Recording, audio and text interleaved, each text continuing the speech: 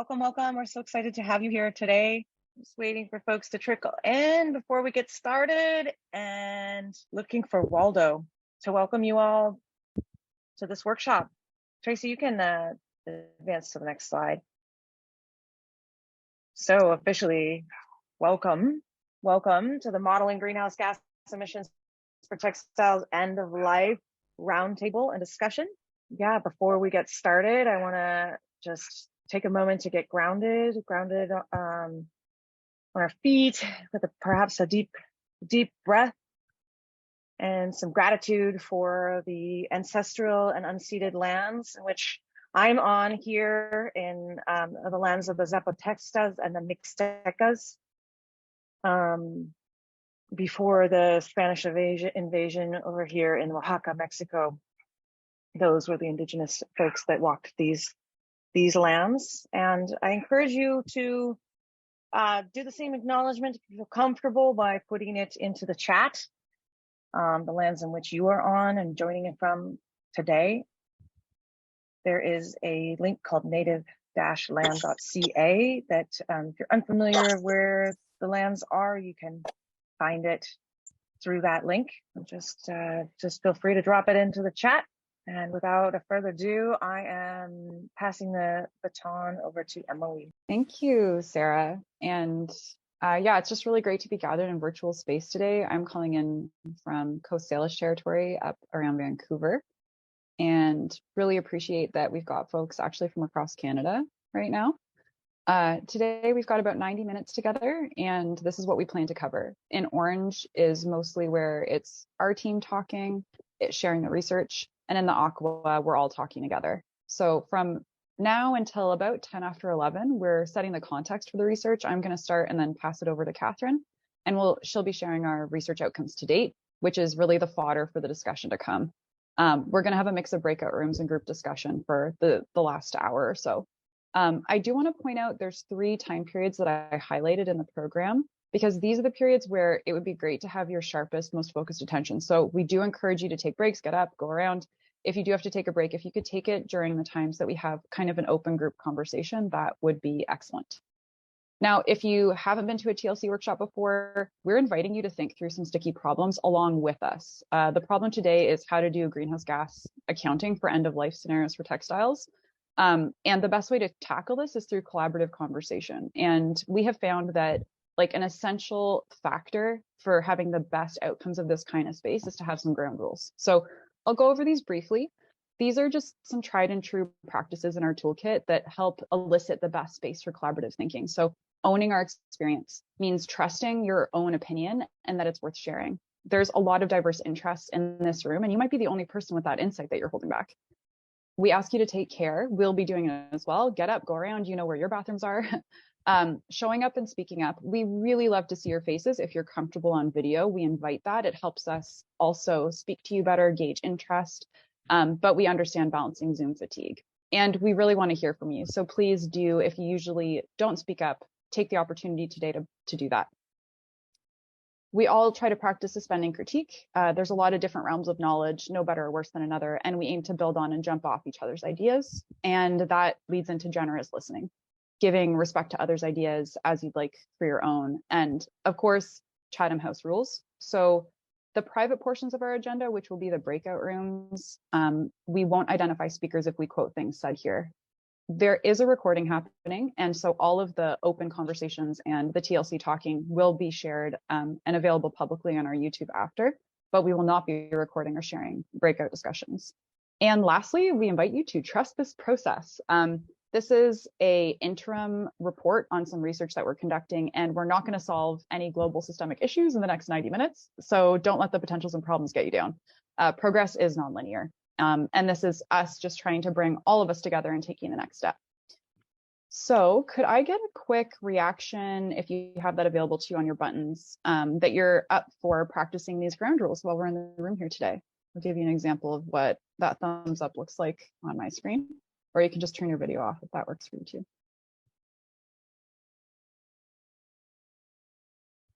Okay, thank you everyone. Oh gosh. I just have the new Zoom where they're animated. That's the first time I've seen a room of jumping thumbs ups. Okay, So I'll ask you while you've got your hand on your mouth. Oh, sorry, I'm going to mute you, Namrita. If you could just navigate over to the chat, and we will be sharing the chat afterwards as well. If you can say your name, organization, location, and if you feel called to, sharing why you're here today. What is your interest in this topic? And you can also rename yourself if you would like.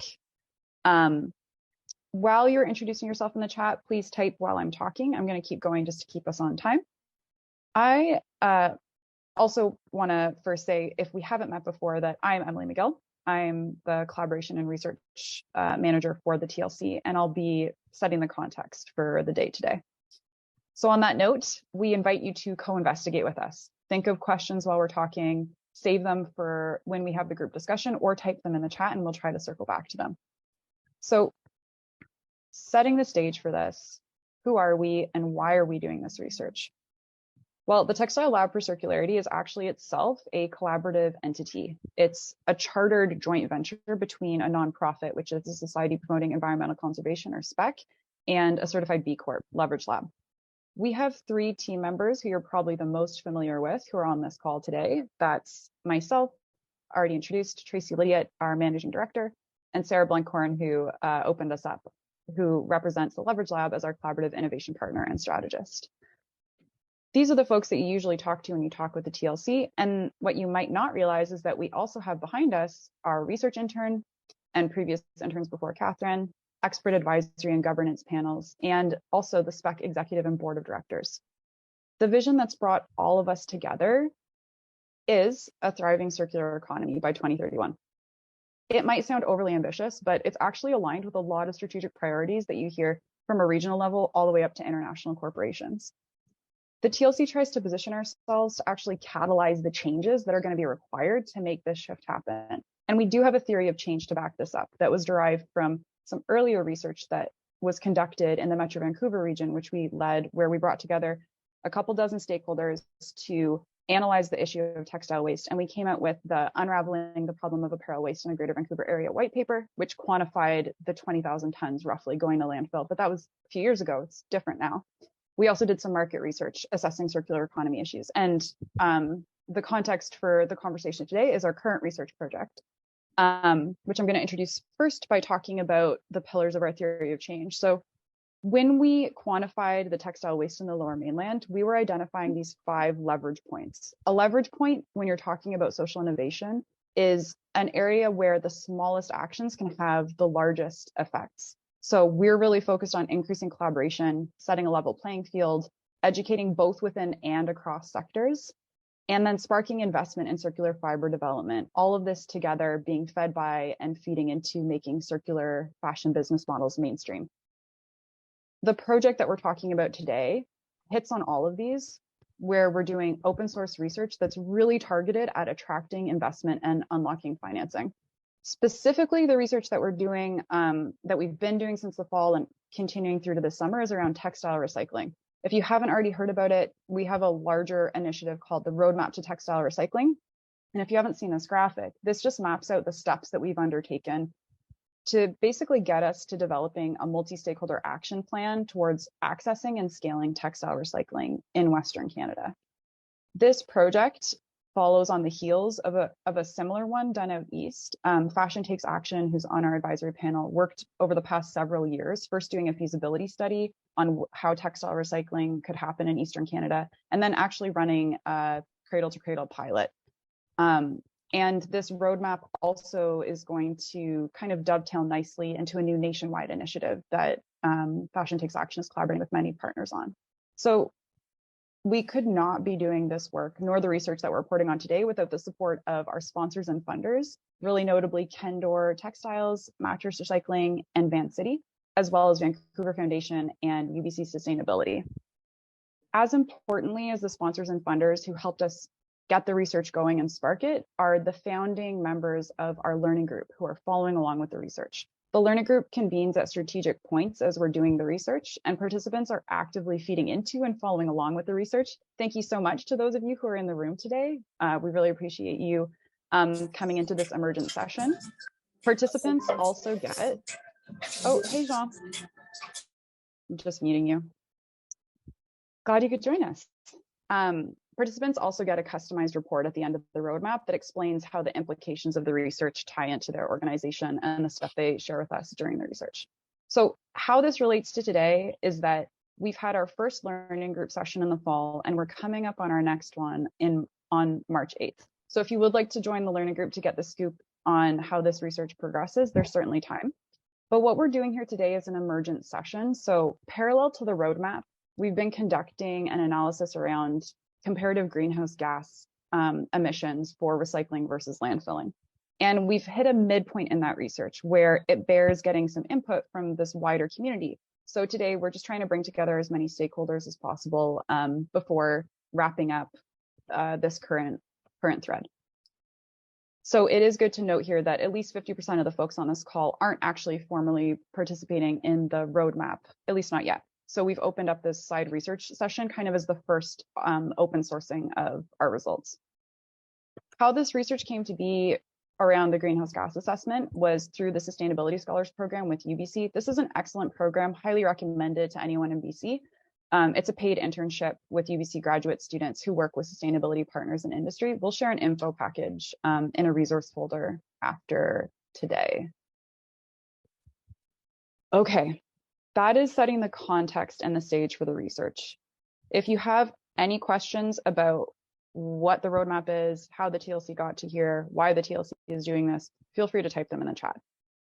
I am going to proceed, and I'm going to put up this it's not an hourglass or a spyglass, magnifying gas again to remind you to just have a sip of coffee, because I really want your thinking on these next few slides. I'm going to be leading into Katherine sharing the research outcomes by walking you through the thinking that got us to where we are today. So please keep in mind that nothing I say is an axiom, nothing is set in stone, and everything is really open for your additional insights. So as Sarah introduced at the start, the research project that we have been sponsored and funded to conduct is modeling relative greenhouse gas emissions at textile end of life. It probably bears saying here again that we're not just going to recycling as the end all be all. We are really strong proponents of following the waste prevention hierarchy that we've got here. So starting with refuse, reusing, repairing. But our argument is that, and what we've seen in market research over the past few years, that even once you've maximized reuse, repair, reduction, there's still going to be a need for some forms of recycling. And more importantly than that, Western Canada is kind of falling behind in terms of developing capacity and access to recycling technologies. We figure if you can't measure it, you can't improve it. Why is this research relevant? I'm going to give a quick pause here and see if anyone wants to throw out a verbal answer or throw it in the chat. Okay, I'm going to guess that everyone knows I've got several points I can share for myself. Feel free to continue sharing in the chat, though, if you have an idea that you want to add for why this matters to you. We realized that climate, increasingly so over the past 5 to 10 years, has been a factor of public financing, and it's increasingly the focus for both public and private. Mitigation and funding for mitigation is one side, but greenhouse gas reduction is really the headliner, and it's driving industry investment across Canada and across North America. Also, making a case for textile recovery that's framed in differential greenhouse gas emissions could help unlock financing for businesses. So improving the business case. It would be amazing if we could say, you know, a company choosing to recycle their polyester is saving 1,000 tons carbon dioxide equivalents over a company choosing a landfill, but we can't accurately say that yet. There's really a lack of understanding the benefits of implementing recycling and alternative end-of-life solutions, so in the branding supply chain. So we hope this research could lead to that. Also, we haven't seen very many examples, actually none in North America, of region-wide analysis comparing greenhouse gas emissions for end of life. And so this would be a first start at making that happen. And it would get us connecting with participants like yourselves and other companies who actually want to be participating by providing data for this type of analysis. And especially for our participants in the roadmap, we're hoping to be able to extend the depth of the carbon emission modeling that they might already be doing. And leading back into our theory of change, we want to open source the outcomes so that other industry partners can benefit the way that we've benefited from open source research that's been done before. How we went about doing this research had 3 original objectives: to perform an environmental scan to basically understand the landscape. who has been doing greenhouse gas modeling for textiles, what methods have been used, and how do those pertain to end-of-life scenarios specifically. From there, the goal was to use the preferred method to actually identify what scope of data we need to do a regional comparison, and then pilot a method to actually do that regional comparison and then report the numbers, just hard numbers, and then also describing the steps and the requirements if we wanted to then go ahead to measure reclamation, reuse, etc. Where we're stopping and checking in with you today is in the middle of step 2.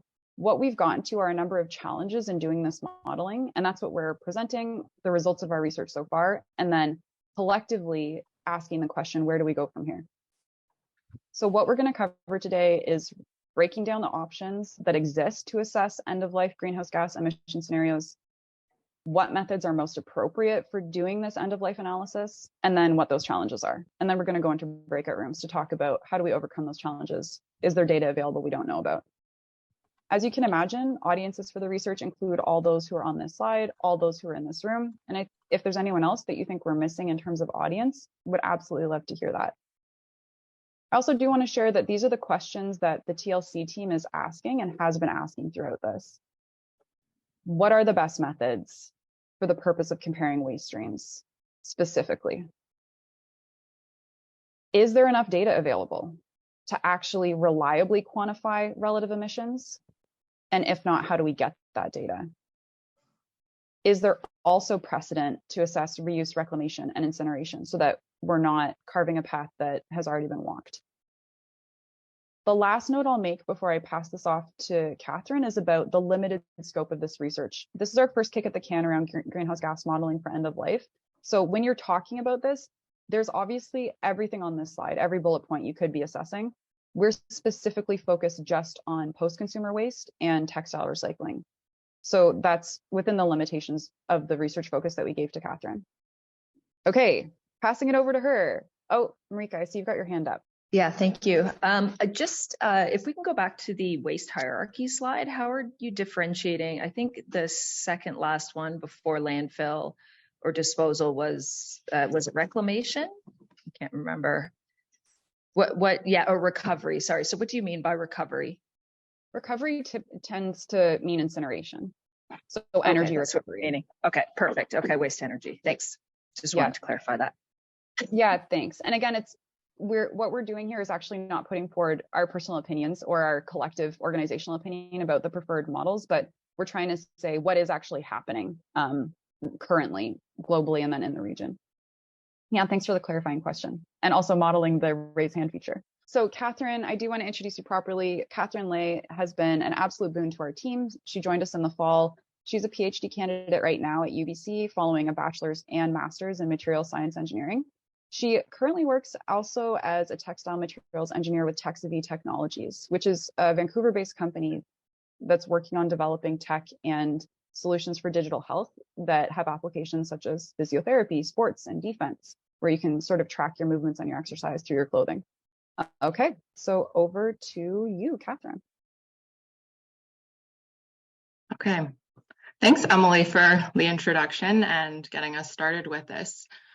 So I'll just be taking you through my research methods and what I've found.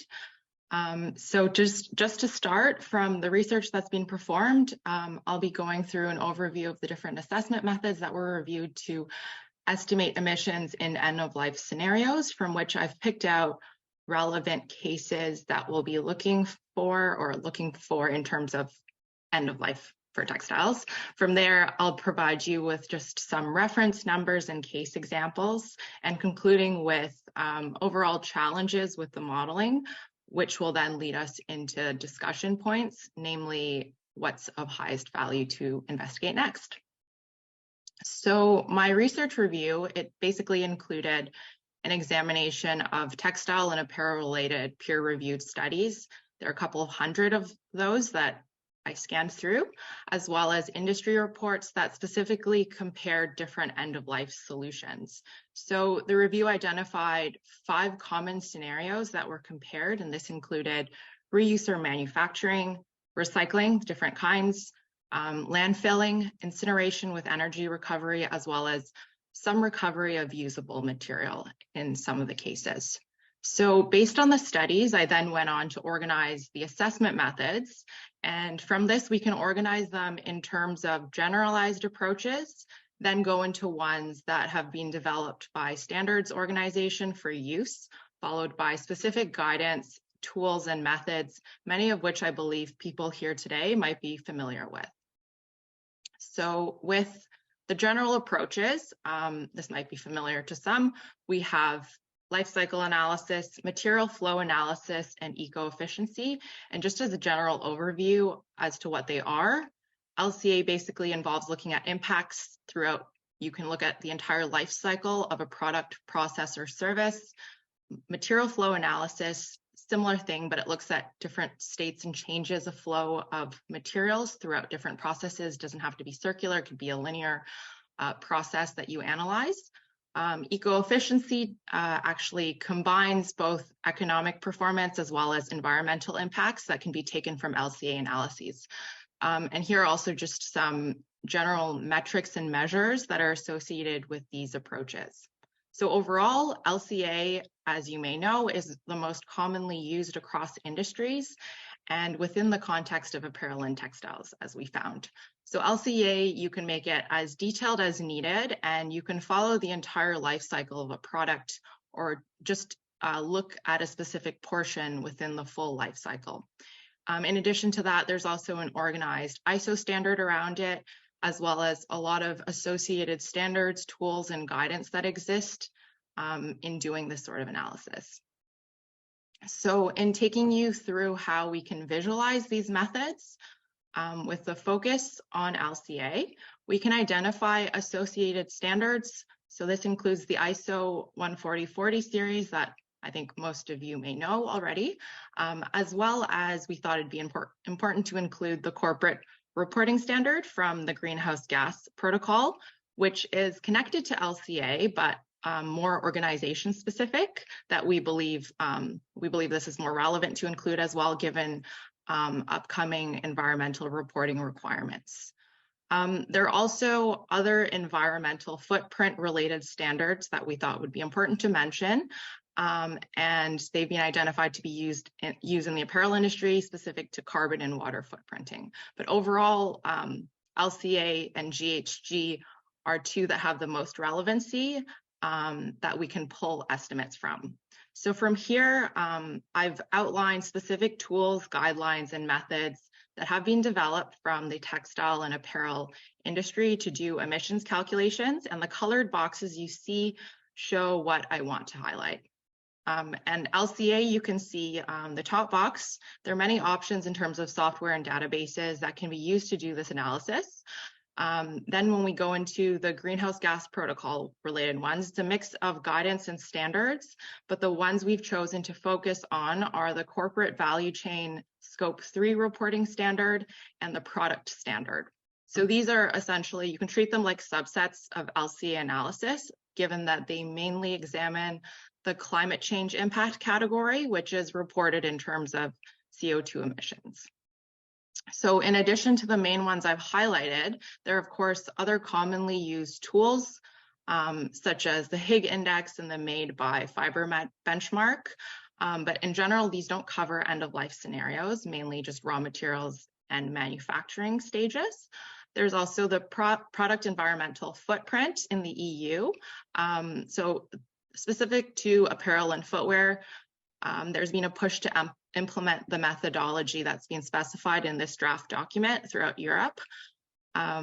So I think maybe to come, you'll probably see a combination of this in some of the LCA assessments that are done in industry. SBTI, which is a little subset below GHG, is more of an initiative that deals with reducing emissions in the supply chain. It's a voluntary initiative, and a few brands have signed up to be a part of this, and we thought it would be important to highlight that. So based on what's been outlined, we've also set up a poll around whether you've heard of these tools or whether you're currently using them in your organization. So I'll pass to Emily to set that up. Yeah, you should be able to see the poll now. Yeah, if you have any interesting comments or insights about these, feel free to put in the chat. Maybe while the poll's happening, Katherine Namrita asked if there's any free resources to self-learn how to do LCA assessment. There's a ton of resources online. I think if you look it up, there are a lot of guidance documents around doing LCAs from both the academic and industry standpoint. There are a lot of free software as well, OpenLCA being one of them. You can also download different industry-specific databases to do the analysis. I know some of it's maybe paid, but that's one option. And then well, from my background as a materials engineer, there's a lot of material selection databases that are available where there are options to do assessments within material selection. But if you have any questions about resources, we'll also provide that links to that in the slide deck that we share, or feel free to send me an email. Great, thank you, Katherine. And if I could just interject one more question. Brianna had a question earlier. Excuse me, she was asking if you are looking at all accelerants or if that is out of scope. And maybe Brianna could clarify. Can you elaborate? Yeah. Sure. By accelerants, I mean the either chemicals, or sometimes it's less of a chemical thing and more of an organism thing, like that cause the polyester in particular to break down faster in landfill. That's very study dependent. So that depends on how the researchers carry out their LCA, how detailed of a process they look at. But I believe from the studies that I've examined that looked into end-of-life scenario, it was very general, like they call it a sanitized landfill, where they can collect any off gases that I guess come up and can be measured. So I believe that what's out there right now are very, very general cases. Yeah. Okay. Thank you. Okay. I think maybe we can go on to the next slide. Okay. So now just going into the context of Canada, just some standards and guidelines that exist. So in terms of climate-related disclosure, it's currently voluntary for most Canadian companies, unless you're a facility that emits more than 10,000 tons of CO2 per year. However, I think I'm under the understanding that the Canadian Securities Administrators, CSA, they're working to establish requirements for publicly traded companies to make climate-related disclosures. So I don't know if that applies to some of the people here today. This is given the response to investor and stakeholder demands for reporting.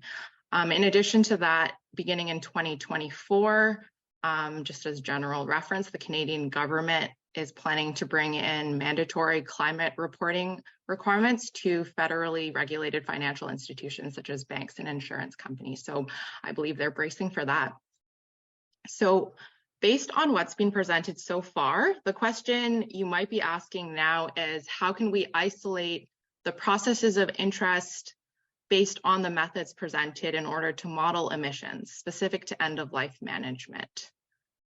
So next slide. So potential approaches we've identified include either looking at a streamlined LCA, so just looking at specific processes within the entire life cycle, ones related to end of life, or looking at greenhouse gas emissions estimates based on the GHG protocol guidance. So once again, these approaches require just selecting a specific product or process just in order to simplify the estimations we want to make. So next, in terms of how end of life can be analyzed, we essentially examined criteria from each of the approaches related to the end of life scenarios for both GHG and LCA. So LCA involved examining studies from peer-reviewed literature and industry reports, as I mentioned previously, whereas the GHG protocol involved picking out relevant guidance and methods for end-of-life options. So next, just showing a high-level overview of LCA, I think most of you know how it's done. It generally involves identifying your goal and scope, identifying life cycle inventory, which is the data you need for your study, performing the impact assessment, and then interpretation, and it's a very iterative process. So more specific to apparel products, you can actually select a scope within different parts of the process involved, from raw materials out into disposal. So you can choose what to select based on the data you have available. So, sorry to interrupt. There was a question from Shannon from the District of Squamish on a few slides back, and I'm wondering if we could clarify that for her. Sure. The question is, what does it mean that the textile recycling sorting facilities need to report GHGs as per the regulations? And I'm not sure exactly. I think it's 2 or 3 slides back. Maybe Shannon, you can come off mute and share. I'm not sure if I don't think that was mentioned. Okay. But it depends on whether the facilities. So these facilities in general are, say, steel manufacturers or steel mills. Those are the types of facilities you'd probably have reporting this. In terms of textile related ones, I am not sure if there are any who actually do this reporting, but I believe if you go on the government website, you can see numbers related to the facilities that do send their reports every year. Happy to clarify after. Okay, so just going back into LCA for apparel. This is just an overview of how it's done. So from the GHG protocol, once again, a very general overview. So this involves 3 different scopes that are examined in the organizational context. So scope 1 deals with direct emissions from facilities that they own and control. Scope 2 deals with, it's also indirect, it is emissions generated from the purchase of any electricity consumed by the organization. So this can be emissions from a power plant to supply electricity to a manufacturing facility. Scope 3, which is also deemed to be the most challenging scope to obtain data from, and also thought to be the largest source of emissions for most organizations. This includes indirect emissions that are a consequence of an organization's activities, but ones that they may not have control over. So this can be something like waste disposal or downstream use of products and services. So in general, companies often use, can we go back to the previous slide, industry or regional averages to make estimations in scope 3. And this is thought to potentially undermine the integrity of these measurements. So when we tie it back to how it relates to end-of-life solutions, it's unlikely that an organization or, say, a brand will control operations such as recycling or disposal. So emissions in this context would be their scope 3, whereas whoever owns the processing facility, say for recycling, this would be their scope 1 or 2. So that's sort of how the overlap occurs. So next, going into data collection. We can divide the types of data collection into primary and secondary. So primary includes the raw process data that you can directly measure from facilities or machinery, whereas secondary data, which is deemed to be like the industry average data that you can find from inventory databases. This is really only recommended for use if primary data is not available. In terms of data types, we have direct emissions data, which is data that can be monitored directly or calculated through mass balance. Activity data, which is something that can be modeled, measured, or calculated. And this can include, say, something like kilometers of distance traveled, volume of a chemical used, or it can also be monetary data.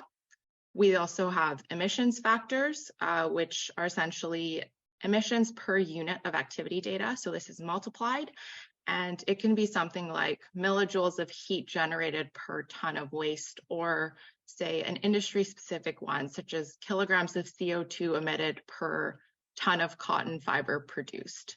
So it's important to note that in order to maximize the accuracy of the data types, appropriate emissions factors should be selected for the relevant context and scenario. Finally, we have global warming potential. Some of you might be familiar with this. They're basically associated with the impact of a given greenhouse gas relative to 1 unit of CO2. So other gases are calculated with respect to CO2. So in this schematic here, you can see methane, CH4, just right next to CO2 is 28 times.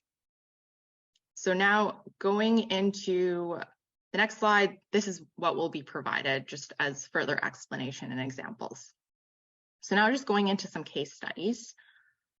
Here is an overview of 5 key studies that I selected to be relevant in terms of how they examined and compared impacts of end-of-life scenarios. So these studies have been done across Europe, South America, Japan, and I've recalculated the results from the studies so that the numbers are expressed in terms of tons of CO2 savings per ton of textile waste. And as you can see here, this is just an overview of the waste composition they examined. Some of these were either assumed or from waste composition studies. These are the end-of-life scenarios that I've previously gone through that they've looked at in these cases. And here's just an overview of the results. So the main point I want to highlight here is the fact that between the studies, you can see that CO2 savings fall within the same range of values. So this consistency really gives us the confidence between the data sets and points of reference for future estimations. Of course, this table is a little bit overwhelming. So to better visualize the results, it's been plotted here in this bar chart to, I guess, group the different end-of-life scenarios. And overall, we can observe that, of course, textile reuse and recycling in general reduce the environmental impacts, or reduced environmental impacts compared to landfilling, with reuse, of course, being more beneficial. But to note, of course, the benefits arise based on a lot of the assumptions that are made in the modeling. Some of the main ones include avoidance of production of new products from virgin materials. Furthermore, we can also see that with 2 of the studies that looked at mixed scenarios, this is also rated highly in lowering the environmental impact. This is, of course, a more realistic future scenario and future transitionary cases to where you have a combination of reuse, recycling, or incineration for energy recovery. So next,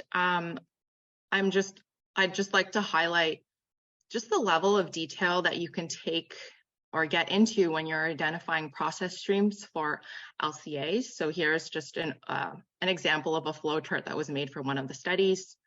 The next one is just an example, next slide, is just an example of, I guess, one process that they identified within this LCA, where you can see where their input data was from, partly from literature, industry data, the process, the level of detail of process they decided to use to model chemical recycling. And then the graph on the right here just shows the results of their LCA modeling in terms of CO2 equivalents and energy generated.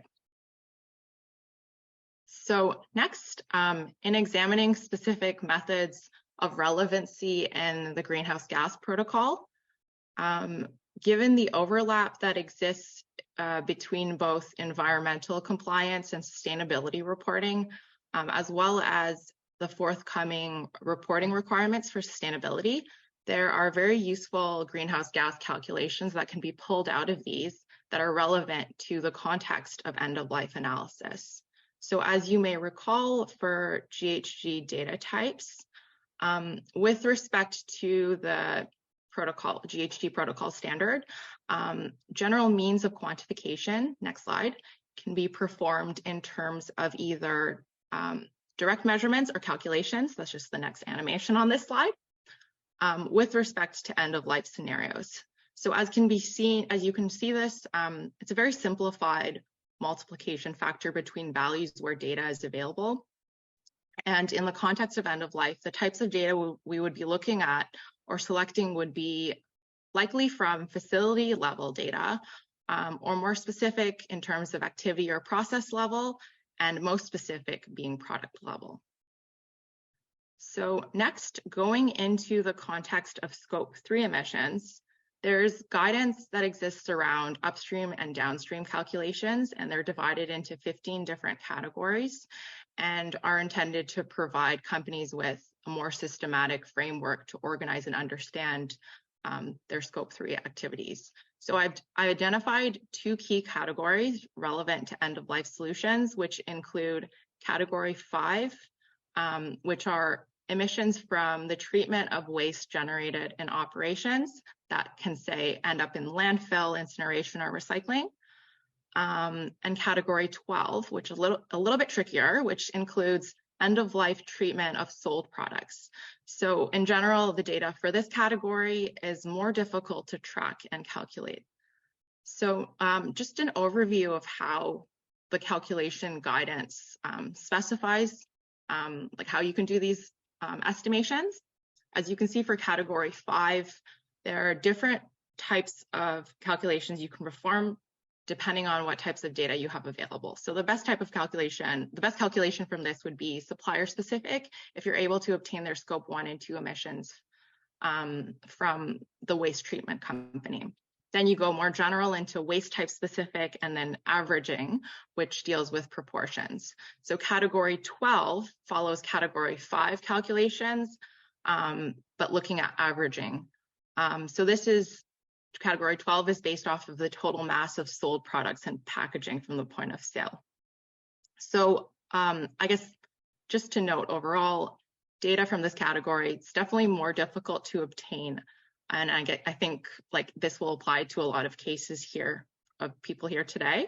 So unless, say, a brand or a company has a take-back program or an end-of-life treatment process that can be studied or tracked, it's quite difficult to actually be able to estimate emissions from this standpoint. So one example of this that it'll show is an Italian brand, Napa Puri, that has a take-back program for one of their monomaterial nylon jacket lines. It's then taken and chemically recycled by Aquafil, which is a textile company that produces and recycles nylon and produces polyamide yarns for carpets and garments. So this concludes my research findings. And here's just a list of resources that we'll provide to you in the slide deck. And I'll pass it off to Emily. Okay, thank you, Katherine. And thank you so much, everyone, for your attention. I'm just going to quickly transition us into having a quick group discussion about this before we go into breakout rooms by recapping what we've learned as a group from this research. So the biggest challenges that we've seen come to the top of the table is a real lack of primary inventory data, especially for the suppliers and scope 3 partners for brands who might be trying to do this type of analysis. So there's a lot of industry average data being used. This is one of the reasons that we suspect there's a high level of consistency amongst the LCA studies, is that they're all using the same broadly generalized information. So there is some differences that are region specific, but again, that's why it's difficult to do this for Western Canada or North America, because we don't have precedent with that kind of regional data. Also, there's really wide variability and uncertainties. When we attempted to model what a system like a recycling system that is region-wide looked like, there's such an huge variation in the technologies that could be applied. It's not easy to make any assumptions about what would be most likely used and then how those would be set up. Related to that, there's a lot more assumptions if you're talking about lab scale technology, which we do have, for example, in Canada, and we do have functional technologies that are used for specific product lines like general recycled, but then modeling those at different scales and with different product lines, there's even more assumptions and generalities being made. So what we've covered so far, and I've got to say, we've got an extremely intelligent and well-educated group in the room right now. So really curious what we added to your knowledge that you might have already had, but we've gone over frameworks for greenhouse gas emission modeling, what methods are most appropriate for end-of-life greenhouse gas emissions. It really boils down to streamlined LCAs and the greenhouse gas protocol scope 3 and those two categories, category 5, category 12 that Katherine was mentioning. And we've talked about challenges to applying those methods. Just to recap again, that these 5 studies are going to be available in the resource folder that we'll share with you after. They are peer reviewed and they're quite interesting and well worth looking at if you also want to pick up this research and do some modeling yourself. So leading into an open discussion, we are about a third of the way through our roadmap, but we're more than halfway through our greenhouse gas research. So we really want your insights in the remainder of our time together about where we want to go from here. We have a couple of ideas of our own. For example, we could drop the region-wide lens and choose just one product end of life to model. And model it using existing global recycling avenues rather than looking at ones that would be housed within Canada or Western Canada. Or we focus on one industry vertical, like let's take mattresses where there's already a lot of mattress recycling. It's maybe the lowest hanging fruit for EPR for the province. Could we model the end of life scenarios for recycling over landfilling for mattresses or another industry vertical? Or can we just demystify data collection and calculation methods? Sarah Blankhorn shared the OpenLCA website in the chat, but could we make this even easier, especially for suppliers and those people who are able to potentially get those scope 3 emission data, but aren't capturing it yet? Okay, I promise we're going to go into breakout rooms in just a couple minutes, but first we just wanted to see, popcorn style, if folks could say out loud or share in the chat, what did you hear? What stood out to you from what either Katherine or I said? And what direction do you think we should be going next with this? I always look at it through the lens of the industrial workwear marketplace. And some of that data won't apply to what we work with, non-biodegradable, non-incinerable fibers. So I'm not worried about polyesters or nylons, right? So it's strictly aramids. The other thing that jumps to mind right away is some of the inherent hypocrisy in the systems. Like ECCC talks to us a lot. All the governments do, but none of them recycle their non-biodegradable waste their own selves. And here they are driving policy and companies like us to buy into some of the systems that they're putting forward. I don't know. I have a jaded view perhaps, but that's what jumps out at me. Yeah, thanks for sharing that, Dave. And I love that that's on the recording, because I will comment that being jaded doesn't come from anywhere. You've got some of the most experience in your company in textile recycling in Canada. So really value that. And I should add, I'm at scale closed loop, right? So we are doing it. It's functional. It's functioning. Yeah, that's a good point. We just need to get you out to Western Canada. I just wanted to add, like, from the last slide that you shared, like how to move forward. The one that I see that would add the most value is the last one, the demystify data collection and something else. Basically, because all the LCA studies that I've seen, and you have also mentioned in this presentation, it all depends on the availability of data. And everyone has different data or almost no data. No one knows where to get it, or it's just such a hassle. And even if you have the best methodology and you have all the knowledge, if you have no data, you have, like, your results are not going to be accurate at all. So I would see that would add the most value to the current status of the apparel LCA knowledge. Thank you for sharing that opinion. Yeah, I just noticed. Thank you so much. Yeah, I appreciate that. And Sarah, Willie, I see you've got your hand up too. Thanks. Yeah, I just, for me, it was prioritizing reuse. Like, that was what I was hoping to get out of this, is just really narrowing down on showing the benefits of that, and then being able to rationalize investing in it from a waste prevention standpoint at the downstream end of things. We're waste management within local government here. So I think that those numbers are really valuable. I appreciate the work you guys did. Yeah, thank you. And I really appreciate that you're emphasizing, so from a municipal perspective, reuse is actually really high priority for you to be getting information on. Is that what I'm hearing?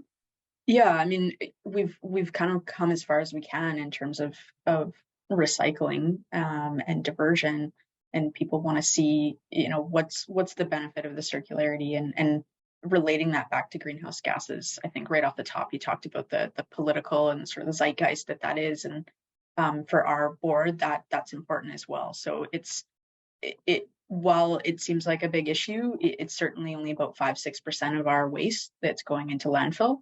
So it's not going to move mountains in terms of giving us additional land or years of lifespan, but it's something that people are really tangible. They can feel it, they sense it, they see it.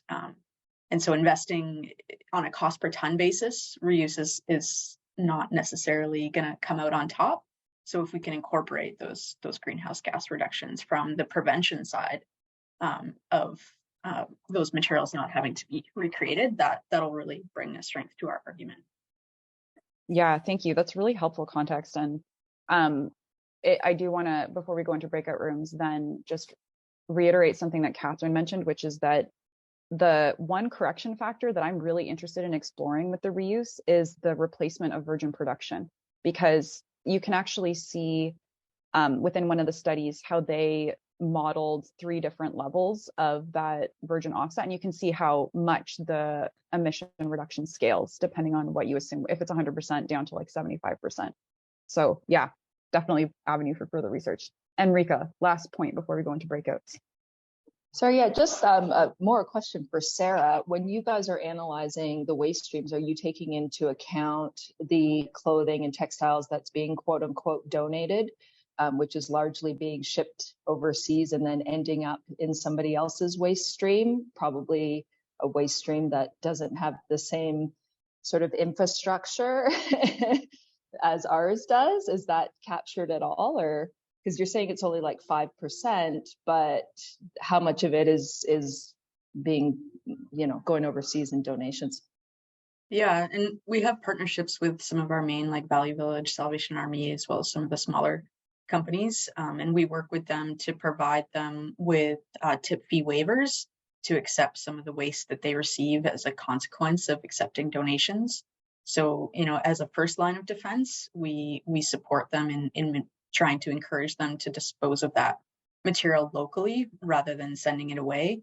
But definitely, every bale they send off, there's going to be a percentage that doesn't make the standard and ends up somewhere outside of our system, and we don't have values for that. Absolutely.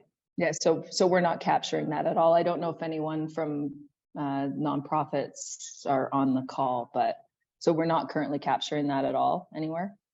Well, yeah, I think so. You're right that we're missing a couple audience members who are privy to this research and participating in these conversations who aren't in the room today. So we might be able to double back on that. So the NACTR group has actually been investigating some of this with, and I also know York University, their Waste Wiki has been doing some research around this, but I'm not sure what's been published yet or what's been shared. So thank you for that point. I think we're going to log that as one of the hot spots to go into. Okay. So we are going to go into breakout rooms now, and I think they're set for 20 minutes, and we can check in and see how robust the conversation is by then, or if we want to snap back, because we are just a little bit short on our time. So Tracy, yeah, if you can let us into breakout rooms, we're going to split into 3. Welcome back. Welcome back. I'd love you to share in the chat answers to the questions. What key takeaways emerged in the breakout room for you, or what did you hear being said across different people? What new ideas are surfacing that haven't already been brought up, and what are the hotspots for the next stage of research? I realized that I was so eager to get into the breakout rooms that I didn't ask you to nominate a speaker to share back at the start of your breakout rooms. So I'm hoping that we organize the rooms appropriately so that there is someone feeling authoritative, so that we're not relying too much on the facilitators to report back on the breakout rooms. So, okay, room 1, Sarah Willie, thank you for taking the bait. I expect a prize pack mailed my way. I liked that there was different perspectives in the group. So I think, heard an eagerness for collaboration and data sharing and getting that information, that's missing from each of our perspectives and viewpoints to each other, whether it's the scope 1 emissions on the production side or the downstream emissions at landfilling. I think that the conversation was productive there. We chatted a little bit about the age and the durability of goods and how to potentially incorporate that into reduction scenarios and the benefits there. And there was some more research that came through from consultants, going to be passing along, and some pilot programs that were available with some specific data. It's my brief synopsis. That was great. I think you actually just captured all the points we talked about. So yeah, thank you. I'm just going to recap that again, that the diversity of voices was really beneficial. Especially I heard an appreciation of having government in the room as well as industry, and that we might actually be missing in the room haulers and waste handlers. And we do know them and they are involved in the conversation, just not in the room today. Yeah, and that shared willingness to pool data. And yes, there are research reports that are getting shared that we're going to upload to the resource folder that we'll share with everyone else. And that specifically, Mia has a study that was done on reuse. Okay, passing it over to breakout room 2. Sure, I'll step in. I think it was Lisa. really great to have Metro Vancouver talking about the data that's available in waste composition, so synthetic versus non-synthetic materials that are going to landfill. The request or desire for an average product across Canada, so emissions average of, let's say, a sweatshirt or a t-shirt was something of interest. We were talking about the data sets that might be available to us, including upcycling or consignment thrift store sales per category. So textile specifically would be interesting for that. And then we also discussed what types of carbon accounting softwares we're currently using. So one was mentioned, Hague and Gabby. And then sort of like looking at different data, we're just sort of stating what type of data sources we might have available that we could contribute to the group.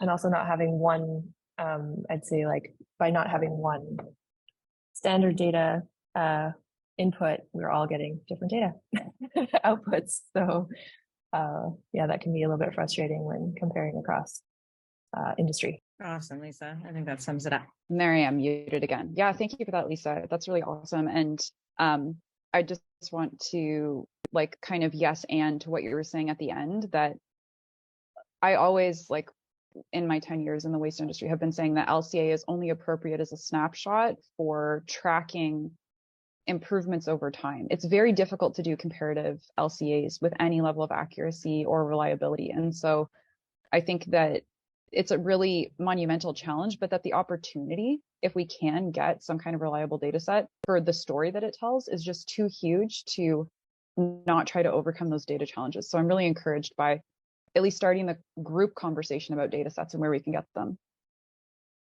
Okay, we're going to pass the talking stick over to room 3. So Anna, Dave, Graham, Janelle, Katherine, Kemp, Laura, and Tracy. If you can kind of close us out, and then I've just got a few final thoughts that we'll share with you. Well, Sarah at least knows that I'm not shy to talk, so I'll happily say something.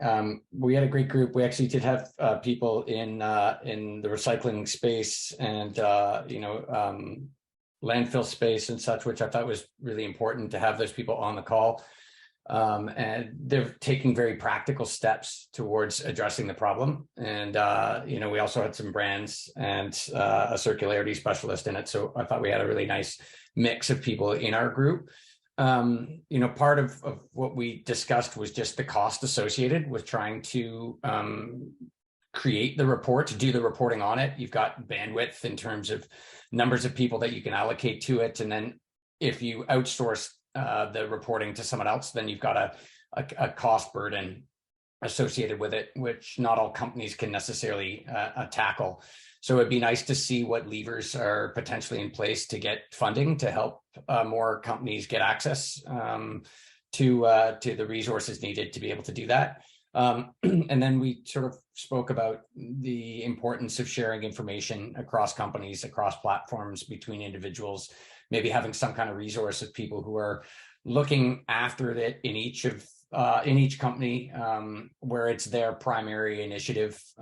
We had someone from a mountain equipment co-op in our group that their specialization is in sustainability. So knowing who those people are in different companies and having a resource there might be helpful so that we could reach out to people. And then even for, maybe some kind of self-assessment for companies to be able to identify where they are on the chain or process, I should say, in identifying what their GHG emissions look like or what their carbon footprint is, so that we can get a sense of where we are at in comparison and maybe who we can speak with who are a step ahead of us or who we can pull up because we're a step ahead of ourselves. Awesome. Wow, that was really concise. Tracy, anything to add? Yeah, I just wanted to bring forward too that there was some voting weight also behind one of the proposed directions that we would take around regionalization of the data, where we look at a specific geographic area and do some work there. So just wanted to add that. Great summary though, Kim. Thank you. Gosh, yeah, that is really exciting. And I've got 5 minutes to fire hose you with my final thoughts. So thank you all, those who have been able to hang in there. And I'm going to segue into this by commenting on how the mix of voices is so important. And so this is actually us touching on one of our strategic directions at the TLC. We've identified collectively as a group that there's a problem with the linear textile economy, and we all are striving towards a circular economy. Many of us have circular in our organization or role name. And at the TLC, how we're positioning ourselves between the problem and the solution is we provide education for brands around designing a circular strategy. And we're going to be expanding that actually beyond textiles because there's such a need even outside this industry. And then we design opportunities for collaborative action. So I just want to give a big shout out again to our learning group participants who are already on this road with us. And thank you everyone else who's not yet a learning group participant for joining us today. As mentioned, we've got this upcoming session on March 8th, where I'm going to see a bunch of you again. And for anyone who hasn't already heard about the learning group, it's $2,500 to participate, get all the behind the scenes, participate in all the workshops, get opportunities like this, first come, first serve. And it's really a way to leverage funding that we've seen companies pay over a year, over 6 months. Like they can, this slide says it all. I'm mixing up my words, but for a 1/10 of the investment, you can go twice as far. And for participants who've already been engaging, this is some of the things that we're hearing back, that they're learning about the range of stakeholders and how it breaks barriers, and that collaboration gives us an opportunity not to duplicate efforts. And also they're appreciating how much groundwork has been done, and that we're opening the conversation on how to weigh trade-offs upstream between different products. So again, this is just the beginning of the learning group, where we've assessed the gaps and opportunities and challenges around textiles, and specifically textile recycling for Western Canada.